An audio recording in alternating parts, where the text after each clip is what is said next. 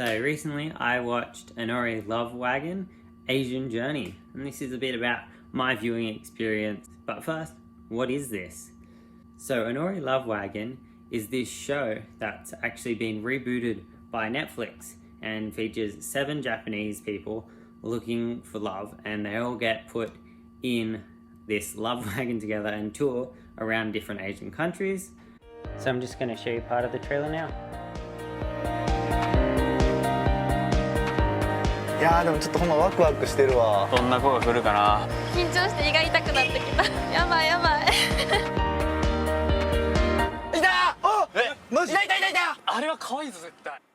So the first thing that stood out to me was actually blood types being on the information cards for each person in the show that came up in the introduction every episode.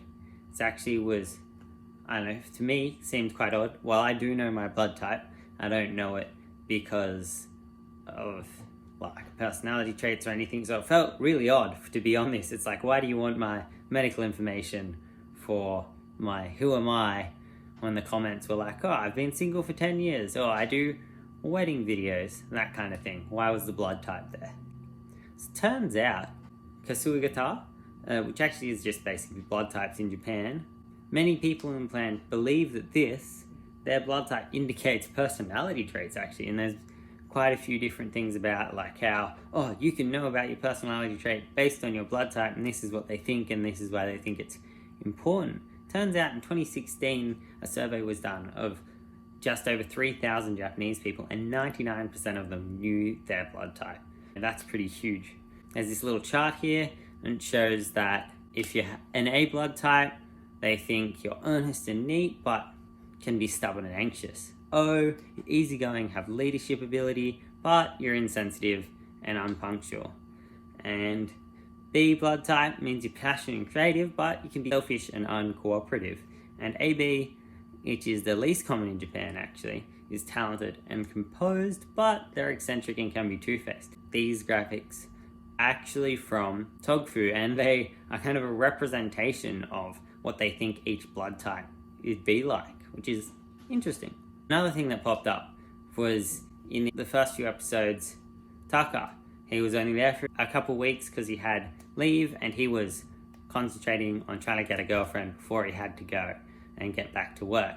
So Taka was starting this relationship with Yumichin, and it all started to go well, and then it went pretty downhill, and after one date, basically Yumichin was no longer interested and could see that they had greatly different personalities, but she just was always say, oh yeah, okay, I'll go with you, I'll still talk to you, which seemed a bit odd to me. If you're not interested in this guy, just let him know and move on.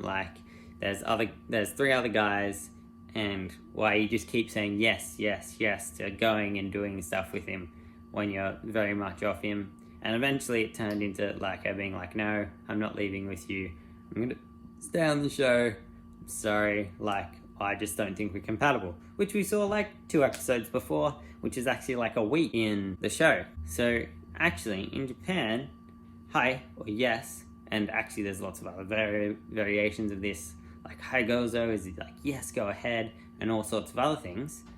Yes might actually be no, and there's a lot more to how they communicate in just their body language and their tone and all that kind of thing. But also don't want to lose face or have motives questions if they're saying no, or why are they saying no. That's not good. Are they losing face? Are they really there for the right reasons? Especially on a dating show, this pressure's even higher because they can't say no and not be seen as actually want to try and find someone to go out with, because if they're saying no to someone, why are they really here? It kind of then becomes on Taka to realize that, oh, maybe this isn't working, and picking up some of the clues, this failed date. She said, oh, maybe we should get some food while we're walking, but she said first, oh, I'm hungry, and he was just focused and spent an hour and a half of their 2-hour date looking for a place and eating food, because he's she needs food, she's hungry, but he ignored all of this other stuff.